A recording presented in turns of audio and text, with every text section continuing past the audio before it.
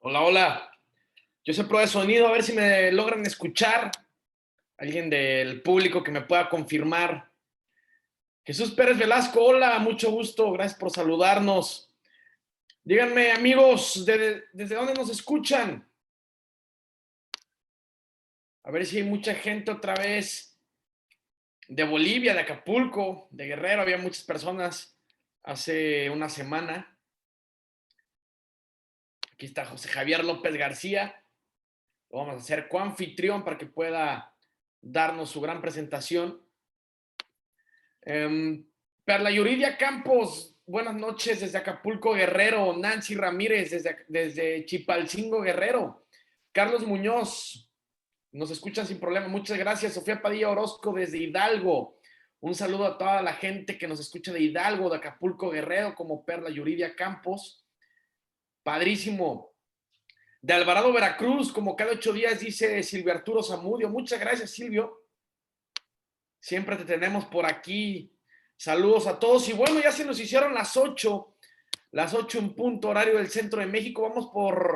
Vamos a empezar este gran programa, su programa, La Voz del Residente, hoy lunes en anestesiología. Hoy tenemos un gran tema, el uso de uterotónicos en cesárea por parte del doctor José Javier López García, médico cirujano y residente del primer año en dicha rama, en anestesiología. Amigos, los invito a seguirnos en Facebook, Instagram, La Voz del Residente. Espero que los que nos hayan comentado ahorita, como Silvio Arturo, como Sofía Padilla, como Carlos Muñoz, como Nancy Ramírez, como Perla Yuridia, ya nos estén siguiendo en Facebook, La Voz del Residente, o en Instagram, La Voz del Residente, también así de fácil, así de sencillo nos encuentras.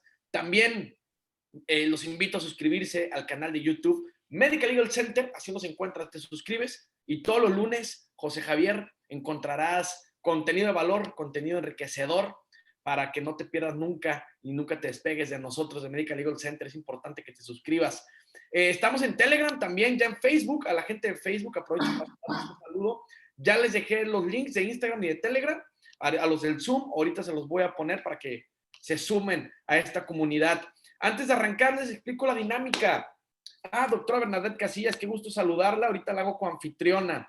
Un gustazo compartir micrófono con la doctora Bernadette Casillas como todos los lunes. Ahorita la hago coanfitriona.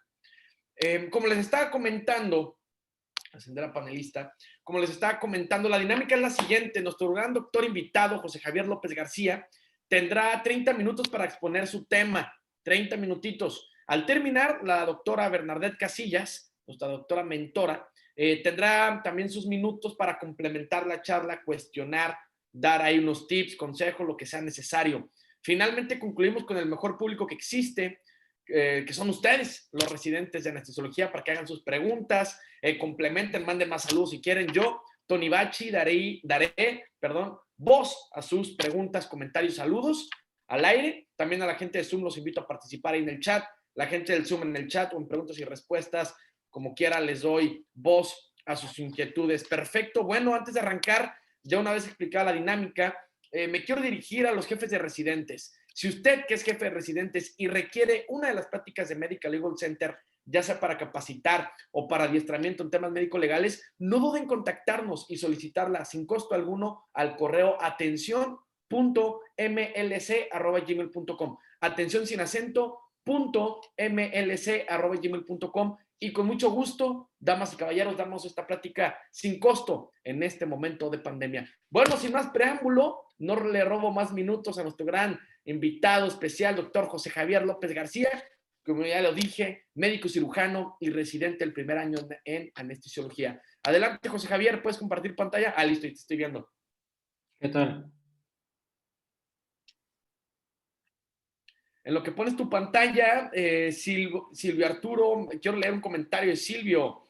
Pone, saludos a la doctora Bernadette. Tuve la fortuna hace muchos años en Veracruz de llevar con ella mi primer curso de hemorragia obstétrica. Perfecto, Silvio. Saludos y bueno, ahora sí, le damos los micrófonos, cámara y todo a José Javier López García. Adelante, doctor. Muchas gracias. Bueno, ¿qué tal? Primero que nada, muy buenas noches a todos los que estamos aquí presentes en esta plataforma. Pues bueno, vamos a abordar el tema que nos compete el día de hoy, que es el uso de uterotónicos en cesárea. Y pues bueno, vamos a abordar este tema ya que dentro de la anestesiología pues es un tema, o es un grupo de fármacos al que estamos expuestos prácticamente todos los días, ¿no? Todos los días tenemos por lo menos una paciente obstétrica, una cesárea, la cual metemos a procedimiento, entonces pues es de suma importancia conocer el mecanismo de acción, las dosis, que vamos a ver algunas situaciones en base a estos medicamentos y bueno, por eso la importancia de tocar este tema. Y sin más preámbulo, bueno, vamos a empezar. Vamos a tocar el pequeño tema de hemorragia posparto, que a raíz de esto, pues es donde viene el uso de los uterotónicos. Sabemos que la hemorragia posparto pues, va a afectar aproximadamente el 2% de todas las mujeres durante el alumbramiento.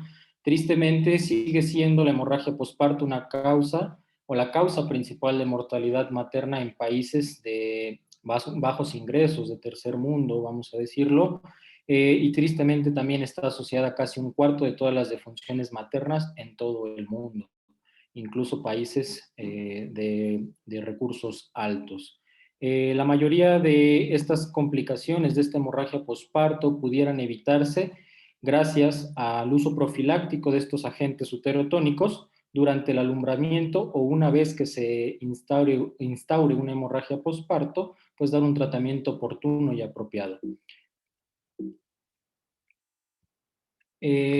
Bueno, la mayoría de las guías internacionales nos van a recomendar el uso de este tipo de medicamentos para el manejo activo de la tercera etapa del trabajo de parto o, bueno, del parto, ya sea tanto en cesárea como por vía vaginal. En este caso nos compete abordar la cesárea. Vemos que tiene un grado de recomendación alto, un grado A, y pues bueno, vamos a administrar estos medicamentos tanto como uso profiláctico y terapéutico. ¿Cómo vamos a definir a los uterotónicos? Bueno, van a ser aquellos fármacos con capacidad de activar el músculo liso uterino, lo que se traduce de acuerdo a los diferentes mecanismos de acción de cada grupo farmacológico en un incremento de la frecuencia, la intensidad y la duración de estas contracciones. Vamos a tener que a grandes rasgos van a existir tres grupos farmacológicos con actividad uterotónica, que van a ser los oxitóxicos, primeramente. El más conocido, el más utilizado y el más estudiado es la oxitocina. Posteriormente tenemos a la carbetocina, que es un análogo sintético de la oxitocina. En segundo lugar tenemos a los alcaloides del cornezuelo del centeno, que aquí entran la ergonovina y la metilergonovina.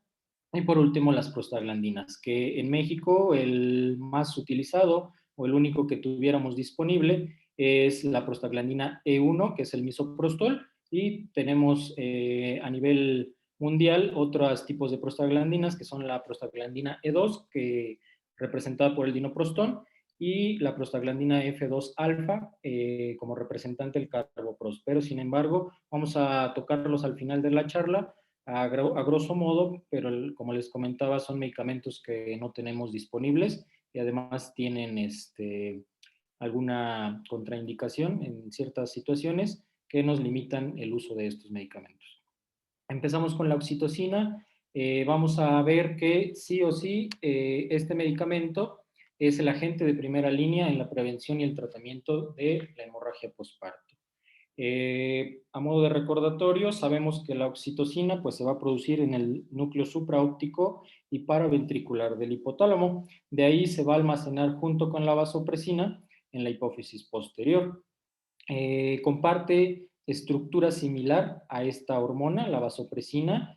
Entonces, a raíz de esto vamos a tener algunos efectos que nos va a dar similar a la vasopresina, que en dosis altas, vamos a verlo más adelante, pudiéramos tener efectos similares a esta hormona. Como tal, a grosso modo, la oxitocina va a ejercer un efecto estimulante sobre la contractilidad del miometrio, que es lo que queremos, al aumentar la concentración intracelular de calcio. Aquí en la imagen lo vamos a ver más específicamente. Sin embargo, bueno, los receptores de oxitocina no solo van a estar localizados en el útero, sino los vamos a encontrar también en mama, corazón, endotelio vascular, riñones, glándula suprarrenal y sistema nervioso. Esto también es de importancia, ya que a raíz de conocer esto, vamos a ver más adelante también que diferentes efectos secundarios se van a presentar por la presencia de estos receptores, no solo a nivel del útero. Y bueno, vamos a ver aquí en la imagen del lado izquierdo, en la parte superior, la oxitocina en el círculo verde se va a acoplar a su receptor de oxitocina. Estos receptores van a ser receptores acoplados a proteína G. Una vez que la oxitocina se acopla en este receptor, el fosfatidil inositol va a sufrir una fosforilación por parte de la fosfolipasa C. Nos va a producir dos compuestos que va a ser el inositol trifosfato y el diacilglicerol. Por la vía del inositol trifosfato vamos a tener que va a activar la liberación de calcio del retículo sarcoplásmico hacia el citoplasma de la célula miometrial. Sin embargo, estos niveles de calcio no son suficientes para provocar una contracción efectiva, por lo que también una vez acoplado la oxitocina en su receptor, nos va a estimular, a activar los canales de calcio dependientes de voltaje, lo que van a permitir desde el medio extracelular hacia el medio intracelular la mayor entrada de calcio, y juntándose esos dos mecanismos, el calcio efectivo va a aumentar, y una vez habiendo concentraciones superiores adecuadas de calcio, estos se van a unir a la calmodulina, la cual va a activar a la sinasa de cadena ligera de miosina, que es lo que va a producir como tal la contracción. Sin embargo, vemos también por la otra vía del diacilglicerol que este nos va a estimular la síntesis de prostaglandinas. Esta síntesis de prostaglandinas va a contribuir todavía más a la contracción de nuestra célula del miometrio. Y pues bueno, vamos a tener al final una contracción efectiva. Dentro de la farmacocinética, bueno, vamos a tener que la oxitocina la vamos a poder utilizar tanto por vía intravenosa o por vía intramuscular.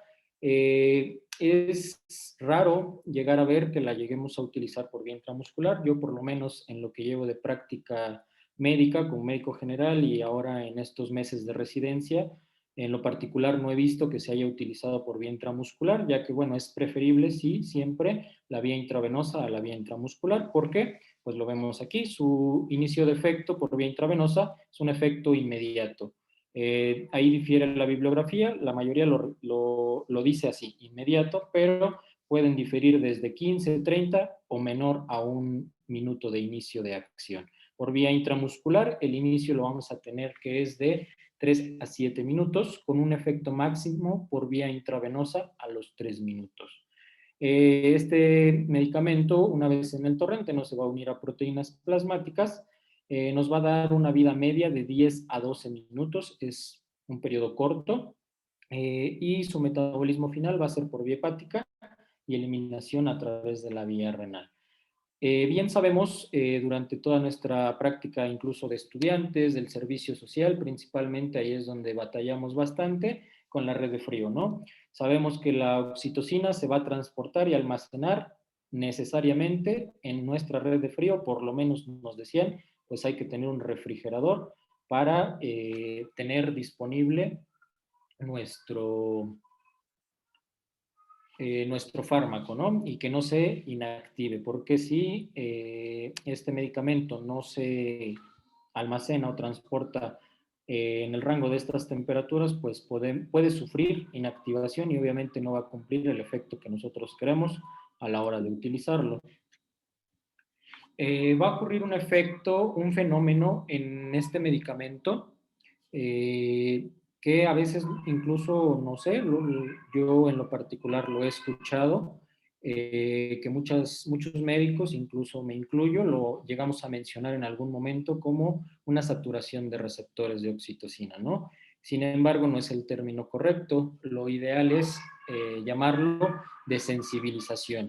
Y sí, ocurre esto también por la exposición continua de las células miometriales a la oxitocina, produciendo esto una disminución en la capacidad de responder a este medicamento.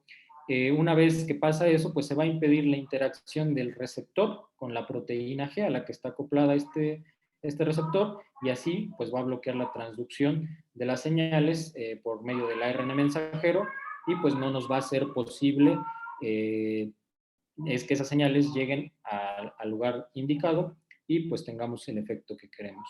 Se va a producir por medio de una fosforilación, promoviendo la unión de esta sustancia, que es la beta-arrestina, que al final va a ser la responsable del desacoplamiento del receptor con la proteína G. Bueno, en cuanto a las dosis, desafortunadamente, actualmente, hasta este año 2021, no tenemos una dosis 100% recomendada, vamos a decirlo, hay recomendaciones, pero no una universal. También diferentes artículos, diferentes bibliografías difieren del momento en el que se tenga que administrar la oxitocina o la velocidad de administración. Estos tres conceptos siguen siendo muy ambiguos hasta la actualidad. Aquí quise ejemplificar algo de la variabilidad de lo que estamos hablando. Aquí tenemos dos artículos en los que podemos ver incluso, pues, en lo particular cuando los estaba leyendo, cuando estábamos preparando el tema, pues bueno, podemos ver que incluso dosis en el primer artículo, en donde los autores Carvalho y colaboradores encontraron una dosis efectiva 90 de 0.35 unidades. Esto era efectivo en el 90% de las embarazadas, sin factores de riesgo, obviamente, para producir una contracción efectiva sin aumentar el riesgo de sangrado. Otro artículo ya en mujeres que habían sido sensibilizadas, que ya habían utilizado oxitocina durante la inducción o conducción de un trabajo de parto o en las 10 horas previas, la dosis efectiva 90 en estas pacientes aumentó. Vemos aquí que hasta 2.99 unidades internacionales de oxitocina, es decir, casi 9 veces más de lo que en las pacientes que no habían recibido ninguna dosis previa de oxitocina, aumenta la dosis en este tipo de pacientes. Entonces, digo, vemos aquí ya un factor que nos influye en cómo actúa este medicamento dependiendo del contexto de la paciente. Aquí vemos otro en donde nos habla de mujeres embarazadas con un índice de masa corporal mayor de 40, mayor o igual a 40, en el que la dosis efectiva 90 fue de 0.75. Podemos decir que fue prácticamente el doble de oxitocina que aquellas pacientes, esto comparándolo con el estudio anterior que les presentaba, en embarazadas con un índice de masa corporal menor de 40, menor o igual a 40. Dentro de las recomendaciones que nos hacen diferentes guías internacionales para el uso de la oxitocina, vamos a encontrar, como podemos ver aquí en esta tabla, pues hay un rango, ¿no? Desde 5 hasta 10 unidades. Sin embargo, bueno, cada quien nos va a decir si diluido, no diluido, nos recomiendan, como mencionamos en un inicio, todos de preferencia la vía intravenosa sobre la vía intramuscular en este medicamento. Vemos que el Colegio Americano de Ginecólogos y Obstetras nos recomienda una dosis en bolo de 10 unidades internacionales, ya sea por vía intravenosa pero diluido o por medio de inyección intramuscular. El Colegio Británico nos recomienda una dosis menor de 5 unidades por vía intravenosa de manera lenta, y el Colegio Francés de Ginecólogos y Obstetras, junto con la Sociedad de Anestesiólogos de ese mismo país, nos recomiendan un rango de 5 a 10 unidades por vía intravenosa. Esto no lo mencionaba, que debería ser en bolo, sin embargo, se debería de evitar ese bolo en pacientes o en mujeres con factores de riesgo cardiovascular, en las cuales se va a administrar en un periodo no menor de 5 minutos. Ajá. La OMS en sus guías de hemorragia postparto nos habla de administrar, nos recomienda 10 unidades, ya sea por vía intravenosa o por vía intramuscular. También la OMS, vemos en este recuadro azul, que incluso el uso de oxitocina junto con ergonovina combinadas, 5 unidades de oxitocina y 500 microgramos de ergonovina por vía intramuscular, incluso llegan a ser ligeramente superiores en la prevención de hemorragia posparto en las pacientes embarazadas. Aquí podemos ver otro estudio en donde se intenta comparar la regla de 3, un algoritmo que se creó, como su nombre lo dice, va de 3 en 3. 3 unidades de oxitocina, en el minuto 0 podemos administrar y cada 3 minutos hasta máximo 3 dosis. Ajá. Y ya posteriormente, obviamente, si tenemos un efecto inadecuado, nuestro útero sigue sin tono, pues bueno, ya podemos utilizar los fármacos de segunda línea, que son metilergonovina, aquí nos pone el carboprost, y el uso de misoprostol. Todo esto en un lapso de hasta 15 minutos, porque nos vamos de 3 en 3 minutos si es que no estamos teniendo una respuesta adecuada. Sin embargo, bueno, aquí tenemos que individualizar porque pues estamos ante una hemorragia intensa y no nos vamos a esperar 3, 6 minutos a ver si en ese lapso de tiempo pues la paciente ya no sangra, tiene adecuado tono.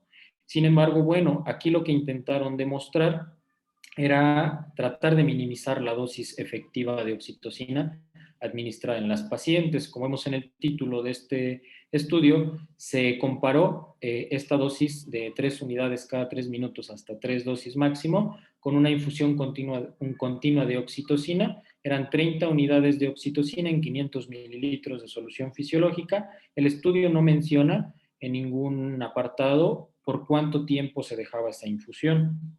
Pero bueno, se llegó a la conclusión de que tanto la infusión continua como la regla de 3, que es lo que quería esquematizar principalmente en esta diapositiva, es tan efectiva como esa infusión de 30 unidades de oxitocina. Podemos ver aquí que se encontró un tono adecuado del 100% de las pacientes a los 6 minutos, en el grupo de la regla de 3 y 90% en el grupo de la infusión continua, de tratamiento estándar, así lo mencionan, y a los 9 minutos ambos grupos tuvieron un adecuado tono uterino, y no menospreciar los 3 minutos, ¿verdad? Que el 90% de nuestras pacientes prácticamente en ambos grupos tuvieron una adecuada respuesta. Entonces, ¿qué conclusión llegamos? Que con este algoritmo de regla de 3, pues podemos minimizar esa dosis total de oxitocina administrada y pues nos da la seguridad de que puede ser o es un régimen seguro, óptimo para el uso en cesárea electiva. ¿Sale? Dentro de los efectos secundarios de la oxitocina vamos a tener efectos o los más que nos van a causar más ruido. Nosotros como anestesiólogos, a la hora de estar viendo nuestro monitor, vamos a ver la hipotensión que va a causar, eso es bien sabido, que nos va a causar hipotensión de hasta 40 milímetros de mercurio en algunos casos, la frecuencia cardíaca como un mecanismo compensatorio de esa hipotensión por la vasodilatación que va a haber a nivel periférico, por justamente lo que ya habíamos visto, que los receptores no solo se encuentran en el útero, sino incluso también en los vasos sanguíneos, pues bueno, va a provocar hipotensión a este nivel y por consiguiente un aumento de la frecuencia cardíaca hasta en un 31%, va a producir también compensatoriamente un aumento del volumen sistólico y del gasto cardíaco y incluso podemos ver disminución de las resistencias vasculares sistémicas hasta en un 59% y de la resistencia pulmonar hasta en un 40%. Esto va a depender mucho de la dosis que administremos. Es bien sabido que dosis mayores de 10 unidades de oxitocina por vía intravenosa no representan un mayor beneficio en cuanto al efecto que queremos, que es producir tono uterino. Sin embargo, sí aumenta la incidencia de estos efectos principalmente cardiovasculares. También va a depender la velocidad con la que administremos este medicamento, que como mencionábamos anteriormente, la mayoría de las recomendaciones nos recomienda que administremos por lo menos, no en menos, perdón, de 15 segundos hasta 30 segundos, incluso hasta un minuto, este medicamento. Es normalmente bien tolerado en pacientes sanas. Normalmente no vemos cambios tan importantes, sin embargo, bueno, vamos a ver algunas alteraciones en nuestro monitor que afortunadamente en la mayoría de los casos no son tan importantes. Hay que tener precaución en pacientes con factores de riesgo, principalmente cardiovascular. Ajá. Se ha demostrado, incluso se han reportado casos de isquemia miocárdica y arritmias por la administración de este medicamento. Efectos secundarios menores, pero aún así no dejan de ser importantes. Van a ser náuseas, vómitos, cefalea, rubor, congestión nasal y prurito. Menciona la literatura que la náusea y el vómito van a ser dosis dependientes. Obviamente, entre más dosis de oxitocina yo le ponga a mi paciente, mayor riesgo de que pueda tener náusea o vómito. Dentro de los efectos secundarios mencionado en un inicio, vemos que la oxitocina pues tiene una similitud estructural con la vasopresina, lo que le va a conferir ciertas propiedades como a la vasopresina. De igual manera, la oxitocina, si la administramos a dosis altas, pues nos va a provocar ciertos efectos no deseables, que va a ser retención hídrica, lo que nos puede causar una intoxicación por agua, producir una hiponatremia dilucional, incluso llegar hasta las convulsiones y el coma. Continuamos con la carbetocina. La carbetocina pues va a ser un análogo sintético de la oxitocina, se produce pues a través de este compuesto. Aquí vamos a tener una gran ventaja, que la carbetocina a favor de la oxitocina pues tiene una tolerancia mayor al calor, es termoestable. Podemos ver aquí el fabricante de la carbetocina nos dice que incluso puede conservar a temperaturas altas. Vemos aquí en esta diapositiva que hasta 60 grados centígrados durante un mes y hasta 3 años a 30 grados centígrados. Entonces, es una propiedad que es beneficiosa, ya que no requerimos esa tan molesta red de frío que tenemos que tener con la oxitocina, e incluso también conservar ahí, vamos a ver más adelante, la ergonovina.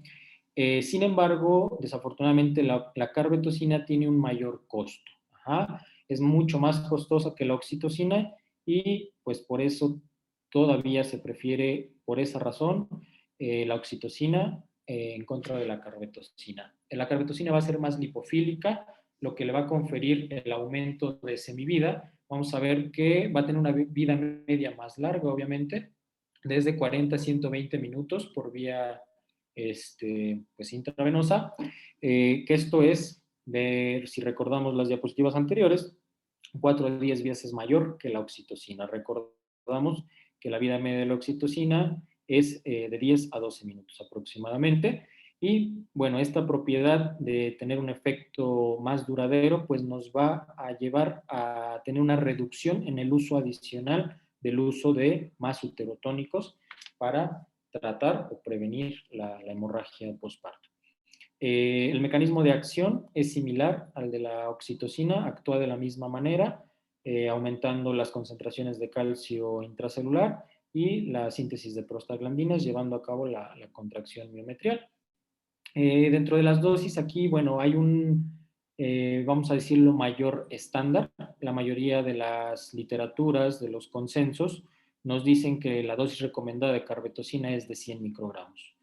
Sin embargo, aquí por la misma farmacocinética, farmacodinamia y propiedades de la carbetocina, en estudios in vitro se ha determinado que el pretratamiento con oxitocina en las pacientes va a atenuar, no va a tener el mismo efecto de contracción en el útero si después administramos carbetocina. Es decir, no confiere ninguna utilidad, ningún beneficio administrar carbetocina después de oxitocina.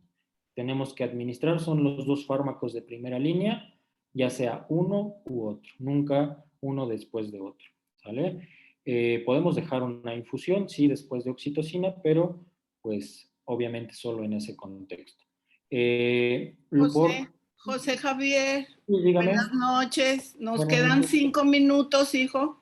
Claro que sí. Gracias. También es visto, bueno, por el fenómeno de desensibilización. vemos que la dosis recomendada es de 100 microgramos, sin embargo, también se han hecho estudios de la dosis efectiva 90, que vemos que es muy inferior, hasta más de una quinta parte de la dosis recomendada, de 14.8 microgramos. Hay estudios en los que se han utilizado 20 microgramos, demostrando no inferioridad al uso de 100 microgramos. Entonces, también pudiéramos considerar usar 20 microgramos de carbetocina. Incluso nos dice un artículo que podemos utilizar de 20 en 20 hasta llegar a 100.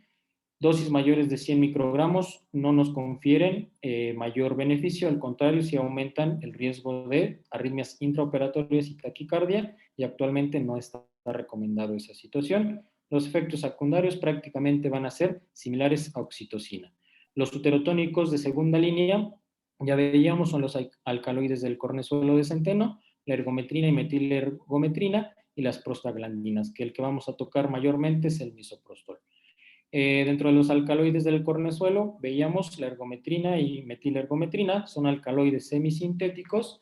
Estos nos van a aumentar el tono uterino mediante una contracción sostenida del útero a través de la activación inespecífica de ciertos receptores. El principal van a ser receptores serotoninérgicos, que van a tener un efecto agonista de estos alcaloides sobre este tipo de receptores y va a ser el mayor efecto. Sin embargo, también tienen efectos sobre receptores adrenérgicos y dopaminérgicos en muy pequeña proporción. Su inicio de acción de estos medicamentos por vía intramuscular, que es la vía recomendada, es de 2 a 5 minutos. Sin embargo, pudiéramos llegar a utilizarla en ciertas condiciones de urgencia por vía intravenosa, donde su efecto es rápido, menor a 1 minuto. Su vida media es de 30 a 120 minutos por vía intravenosa y hasta 3 horas por vía intramuscular. La mayoría de las guías internacionales nos recomiendan una dosis estándar de 200 microgramos hasta 200 microgramos, incluso hasta 500 microgramos de este medicamento. Se pueden administrar hasta cada 2 a 4 horas de ser necesario. Sin embargo, lo que les comentaba hace un momento, debido al potencial de eventos hipertensivos cerebrovasculares, la inyección por vía intravenosa no está recomendada, a menos que sea una medida para salvar la vida de la paciente. Debe administrarse lentamente en más de 1 minuto y con un estrecho control de la presión arterial. Si lo podemos evitar, qué mejor. Se oxida fácilmente, por lo que le confiere un cambio de color a la hora de que se expone a la luz o al agua. Debe de refrigerarse también, por lo que nos recomienda que si este medicamento tiene un color, no lo deberíamos de administrar.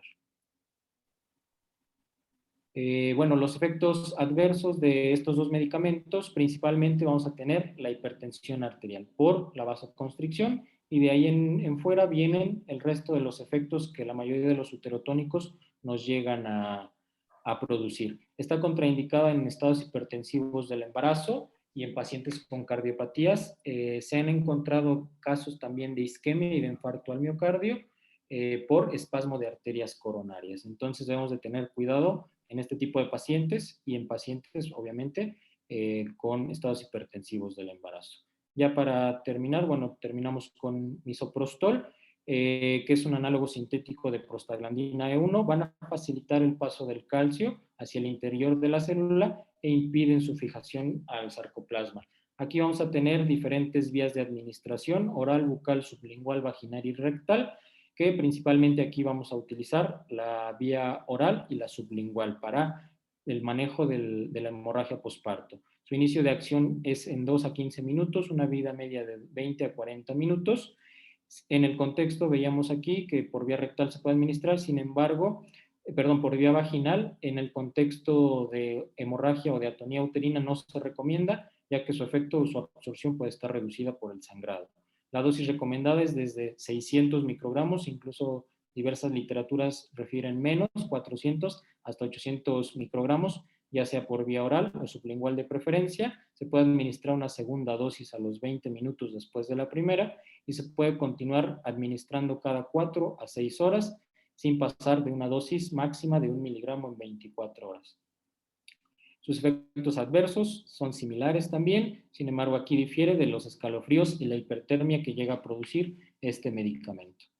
El Carbopros, ya para terminar, bueno, no lo tenemos aquí en México disponible, es un análogo sintético de prostaglandina F2 alfa, considerado incluso un fármaco de tercera línea, utilizado para el tratamiento de hemorragia posparto, no como profilaxis, ya que produce un broncoespasmo, ya puede llegar a producir broncoespasmo, es un efecto frecuente de este medicamento, por lo cual es considerado incluso hasta de tercera línea, contraindicado en pacientes con enfermedad cardíaca, pulmonar, renal o hepática. Aquí vemos su dosis de administración, que es por vía intramuscular, 250 microgramos, y se puede administrar cada 15 a 90 minutos sin pasar de 2 miligramos al día.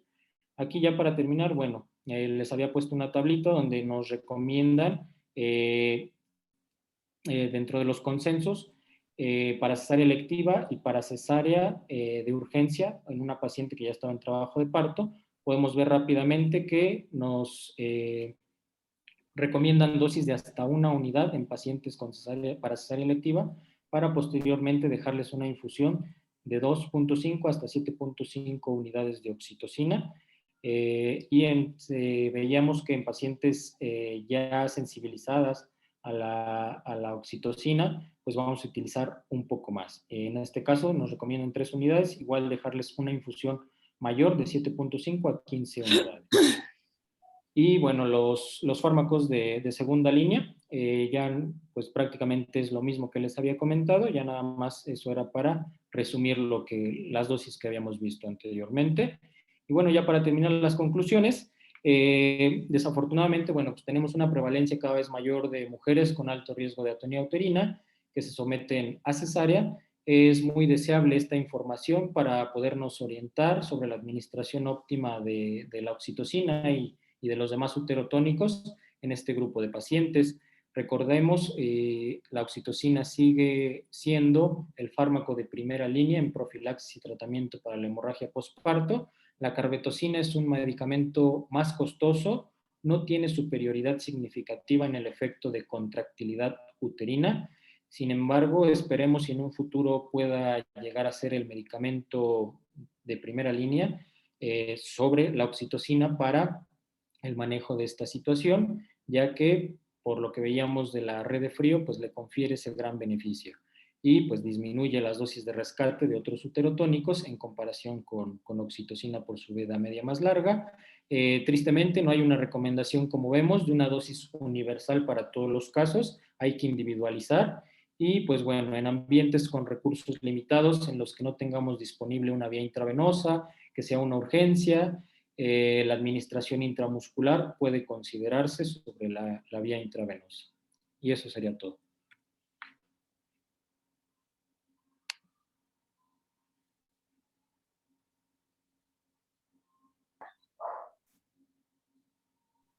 Deja de compartir tu pantalla, por favor, José, para poderte ver.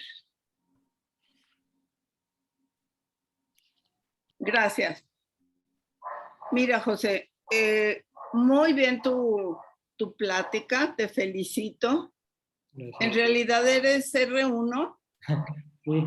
Pues muy bien presentada, muy bien explicada. Quizá algunas referencias te faltó actualizarlas. Te voy a decir en dónde. Este tema es muy complicado. A lo mejor tu plática debería haber sido solamente de oxitocina y carbetocina, pues, porque tuviste que ver todos y no está fácil. Es un tema muy amplio y muy controvertido. Sí. Te voy a decir lo que te puedo recomendar o dar ideas. Eso de que los receptores se cansan, los receptores de la oxitocina, yo nunca lo he visto. Sí escuché a los anestesiólogos viejos de mi hospital, nunca lo he visto. Pero bueno, quizá con dosis muy altas pueda suceder. O si una mujer tiene 10 horas, como decía uno de tus estudios, si tiene 10 horas en trabajo de parto y les han estado administrando oxitocina, pues entonces pudiera ser. Creo fervientemente que aquí el principal punto es el diagnóstico y es el principal punto para el tratamiento. No creo que exista nada para prevenir la hemorragia. No lo creo. Quizá en los ranchos, en África, entonces allá donde no hay un obstetra que pueda hacer el diagnóstico, entonces pues a todas, como en el chiste, el general dijo que a todas y a todas hay que ponerles un uterotónico para que no se mueran desangradas. De hecho, en África es una norma, ¿no? Porque están solitas. En un hospital, yo no creo que le vas a poner nada antes de tener un diagnóstico de atonía o nada más a todas por si acaso se les ocurre sangrar. Pues no, claro que no. Entonces hay que tener un diagnóstico lo más exacto posible de por qué está sangrando esa señora. Y tiene que ser rápido aquí todo, ¿no? Acuérdate que el tratamiento, el manejo de la hemorragia obstétrica, todo tiene que ser en menos de 1 hora. Todo. Hasta el uso del Rotem y todo lo que tengas a la mano. Pero el diagnóstico es fundamental. No es lo mismo que una mujer esté sangrando desaforadamente por atonía que alguien que sangra por placenta previa o alguien que se le rompió el útero por un trabajo de parto estrepitoso. No es lo mismo. Si estamos hablando nada más de hemorragia postparto por atonía, es una parte de las hemorragias postparto. Tú dijiste que están aumentando los casos, no sé en dónde lo leíste eso, que están aumentando los casos. Los casos, la utilización de la cesárea como tal, que predispone al aumento de casos de hemorragia postparto. La cesárea anterior predispone a que la mujer tenga una implantación anormal de la placenta. Si la placenta está normalmente insertada, no tiene por qué facilitar la hemorragia obstétrica postparto. No tiene por qué. Pero bueno, ahí hay que estudiar más bien, José, porque no. De acuerdo contigo en que la hemorragia es una causa muy importante de muerte materna y en los últimos años se ha bajado mucho la muerte materna en todo el mundo, porque los comités de muerte materna traen vueltos locos a todos, ¿no? Pero sí ha servido. Y ahorita la hemorragia no es el primer lugar aquí en México, es el segundo lugar. Así se van peleando el lugar como en las Olimpiadas con la preeclampsia, con los trastornos de la presión en el embarazo. Entonces, sí existe un lineamiento nuevo, porque tú tienes unas referencias del 2015. Si te pones a revisar lo que dice el Colegio Americano de Ginecólogos y Obstetras, es precisamente ese algoritmo que presentaste. Fíjate, ¿cuánto ponen los obstetras para conducir el trabajo de parto? ¿Cuántas unidades? Que tú te hayas dado cuenta. Variable de 10 a 20 unidades. No, los obstetras ponen 1 o 2 en 1 litro. Ellos quieren que cuando la mujer está sangrando tú le pongas 30 o 100 o 1000. Porque el sangrado produce muchísima angustia en el cirujano. Pues es normal, ¿no? Es como si me dices, ¿cuál es el peor miedo de un anestesiólogo? No poder intubar un paciente y no poderlo ventilar. Para ellos ver una paciente sangrando es una catástrofe y entonces ponle 30, ponle 50, espérame. Tú le vas a poner lo que dicen las guías y las guías son para ginecólogos y obstetras, pero en ese momento de pánico tú lo haces y verás que te va bien. Entonces, de acuerdo con que la oxitocina es la primera línea de acción, el algoritmo está muy bien. 1, 3, 3 y 3. Porque con uno, fíjate, si uno hace que se conduzca el trabajo de parto, ¿por qué le tienes que poner 30?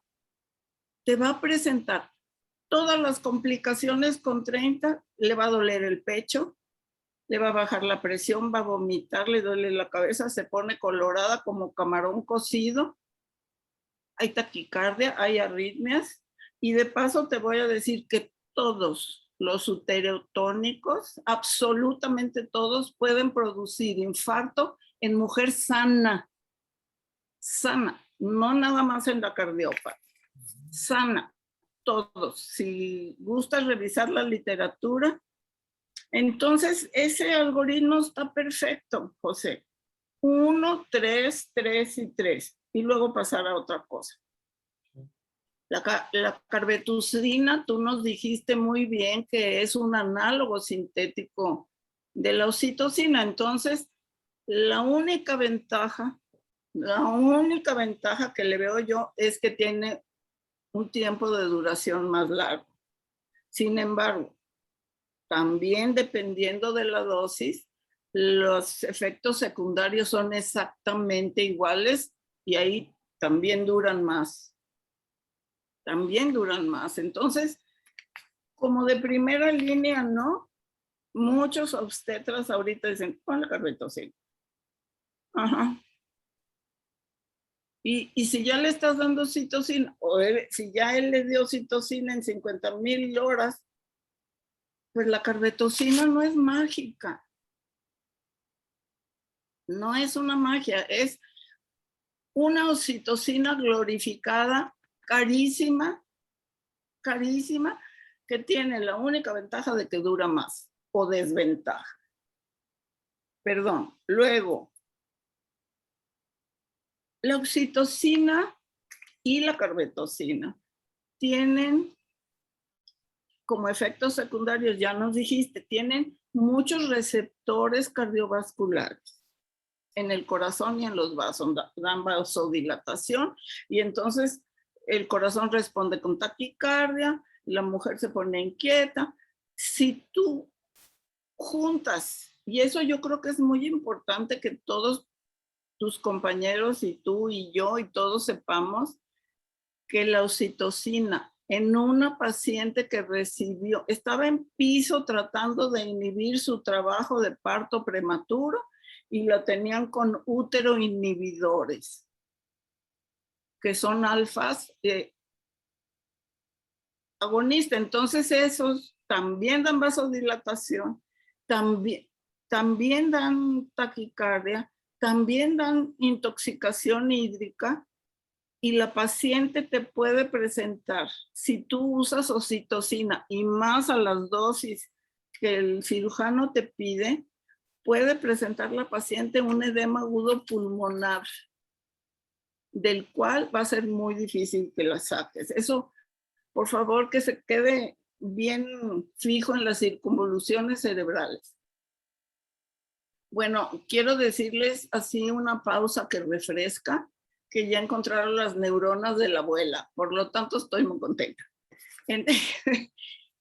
Y esas pacientes no puedes usar oxitocina y menos carbetocina, en las que bajaron toda, a lo mejor todavía te la bajaron con el goteo de isoprenalina o algún útero inhibidor. Tengan mucho cuidado. ¿Qué más? Bueno, eso es lo que anoté. José, te vuelvo a felicitar. ¿Hay algunas preguntas? Y te voy a decir, Enrique Joel Baltasar pregunta, José, si la dosis baja de oxitocina, estas dosis bajas, también se asocian a los efectos adversos. Sí, desde luego. Hay diversos... perdón. ¿Cómo? Digo que sí. Hay diversos estudios, incluso que han demostrado dosis desde mayores a 1 miligramo, a 1 unidad, perdón, de oxitocina, ya los efectos secundarios están presentes. ¿Te acuerdas cómo se llama? Pero no igual. Esto es dependiente de la dosis, ¿verdad? Sí. Si le pones 30, pues claro que se va a sentir mal. Sí. Si le pones 10 intravascular, claro que se va a sentir mal y se puede desmayar. Claro. Si le pones 1, no le va a pasar nada. Exacto. ¿Sabes cómo se llama la oxitocina? ¿Qué otro nombre tiene esa hormona? Es médico, la pregunta es médica, pero a lo mejor no la conoces la respuesta, es una pregunta con chanfle.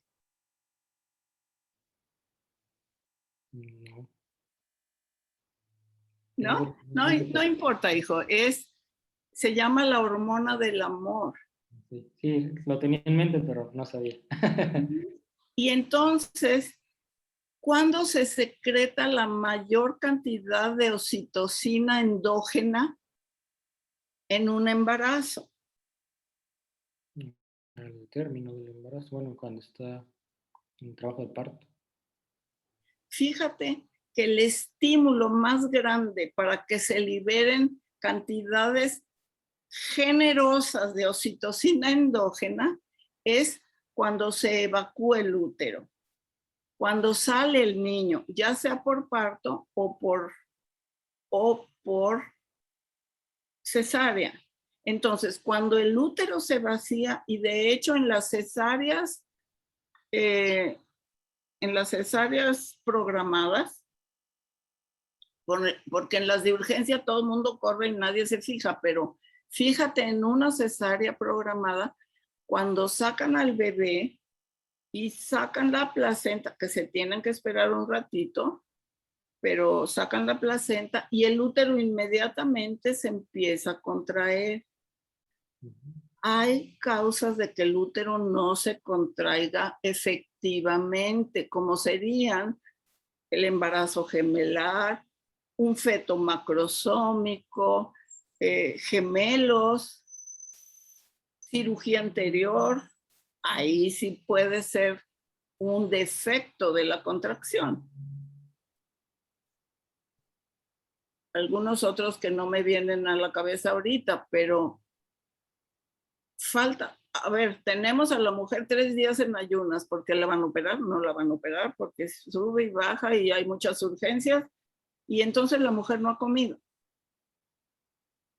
Este proceso que nos mostraste muy bien de cómo actúa la oxitocina, ese proceso necesita energía, porque para que se contraigan los músculos se necesita energía, entonces se necesita glucosa y calcio.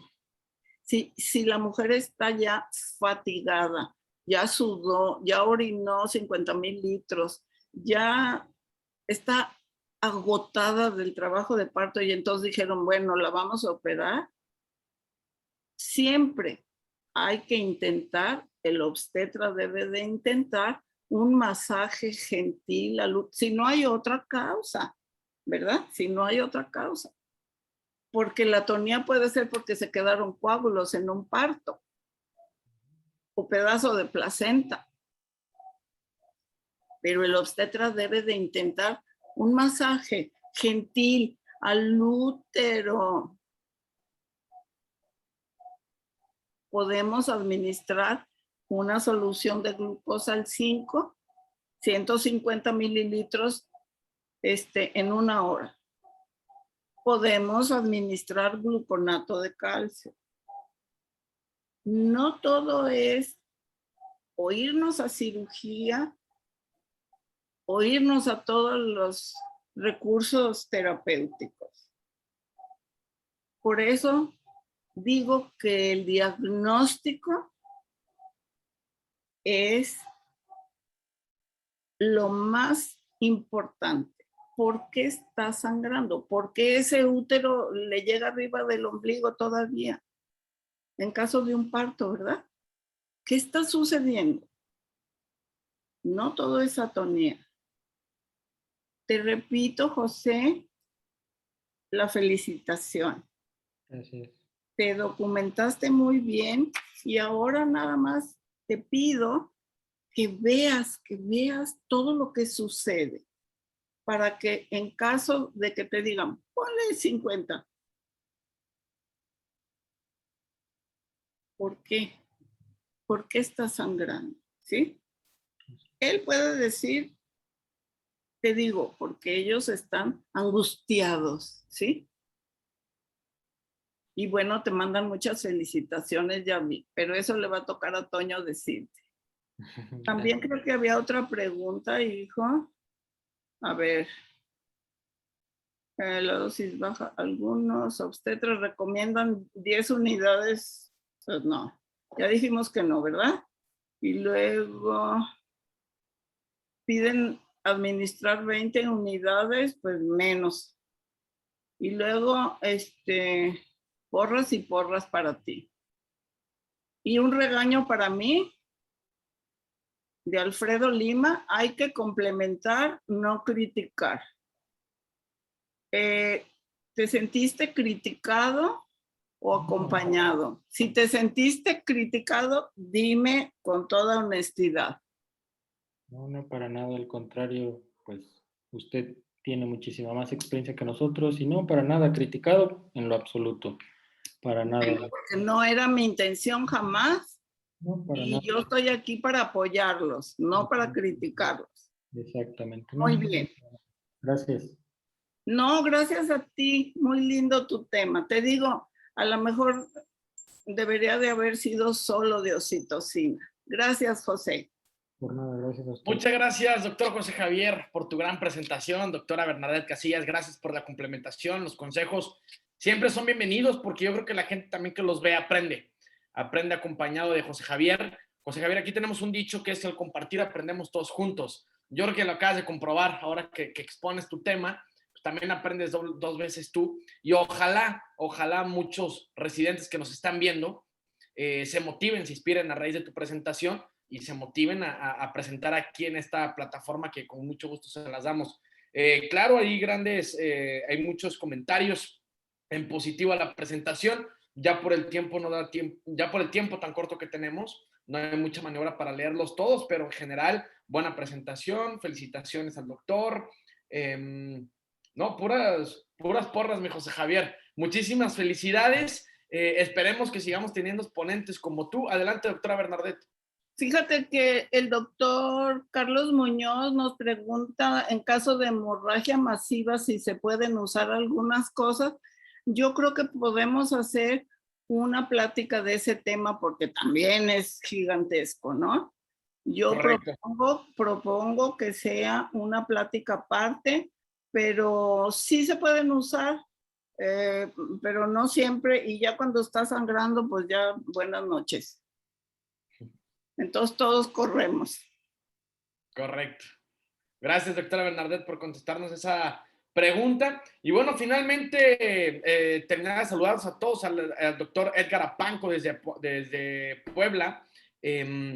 Adán Alamilla Rebodera pone muy buena presentación desde Facebook. Verónica Becerril pone gracias por la información tan valiosa. Aide García, felicidades, doctor. Muchas felicitaciones. Gracias nuevamente, doctor José Javier. Nos despedimos, no sin antes recordarles que al compartir aprendemos todos juntos. No olviden mandar su email a Medical Legal Center, atención.mlc@gmail.com, y aprovecho una plática gratis en temas de adiestramientos o médico-legales con esta gran compañía Medical Legal Center. Muchas gracias. Nos despedimos. Nos vemos el próximo lunes. Saludos. Gracias. Buenas noches. Gracias.